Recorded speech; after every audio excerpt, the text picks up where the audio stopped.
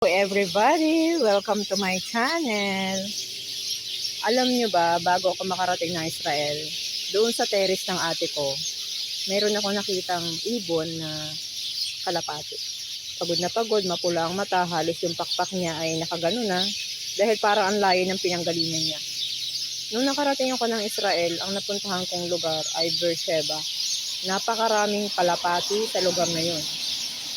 Inisip ko na galing pang Beersheba yung ibon na yun.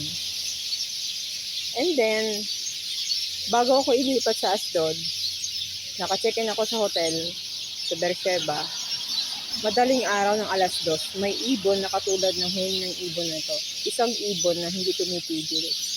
Sabi ko, parang pinaalis ako ng ibon or baka may digmaan kasi yung sagasa, ganun din, nagbalita yung ibon. Yun nga, nagkaroon ng digmaan. Pagdating ko dito, nagtaka ako. Naalala ko yung nakalagay sa Bible. Hindi ko lang matandaan yung verse niya, na yung puno ay napupuno daw ng sparrow. Mahiwaga to kasi pag nasa terrace ako, binibidyo ko siya. Isa lang yung dimension pinanggagalingan ng mga ibon. Sama-sama sila. Para silang palaso, para silang sibat na pumupunta sa puno na to. Anyway, bago ko ipakita yan, please click like, subscribe, and click the notification bell para patuloy niyong masubaybayan ang totoo naming buhay dito sa Israel. Alam niyo, pinag-utos yan ng Panginoon sa scriptures. Kahit naman lahat tayo makakasalanan. Pero minsan ipakikita ng Panginoon yung mga bagay na nakasulat eh. Sinabi ng Panginoon na purihin niyo siya bago sumikat ang araw hanggang paglubog ng araw. Itong mga ibon na to, naobserbahan ko sila. Yung bago sumikat ang araw, lumiliwanag siya. Bago sumikat ang araw, ganyang kalakas yung mga boses nila. Nag-unite sila sa isang puno at umaawit sila.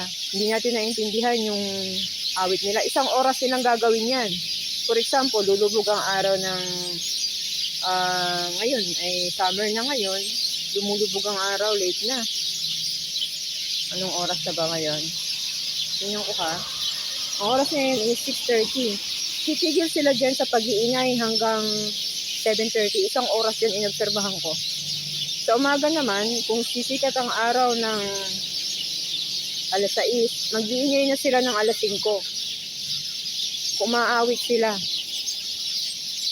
Anyway, pakita ko sa inyo. Dito ko lang yan nakita sa Israel. Kakaiba itong puno na to. May mga punong ganito sa Beersheba pero hindi na pupuno ng ibon ng ganito. Kaya ako nagsasabi ang lugar na to ligtas. Panoorin niyo po.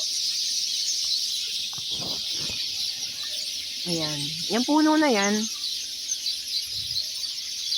Yung puno na yan, ayan. Tabing highway siya. May dumadaang sasakyan. Hindi sila nadidistract. Hindi ko nga nakikitaan na may umaakyat na pusa dyan eh. Meron akong pusa katabi lang itong bahay ng puno na to. Pusa kong kaibigan na ibinilag ko. Hindi niya inaakyat ang puno na to. Kasi sa gantong oras hindi pumupunta yung pusa. Kapag umawit na sila ng isang oras, umaalis lahat sila dito sa puno na to pag umaga. And then sa buong maghapon babalik na ulit sila. Ayan o, sparrow to eh. Kumbaga sa atin, maya or ibong simbahan. Ang ganda.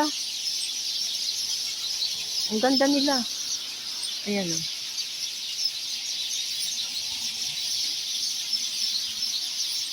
Maliit lang na ibon. Maliliit na ibon. Ang dami. Siguro mga 100 sila dito. Shalom!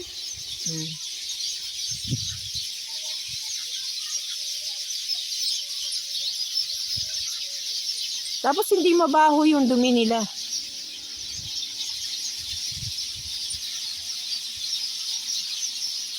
O, yun.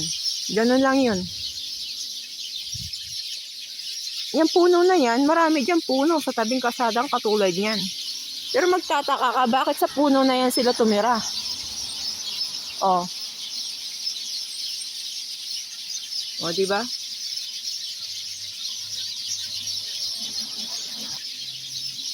Anyway, ano't ano pa man po yan, Masaya ako nakakita ng ganyang ibon. Bye-bye!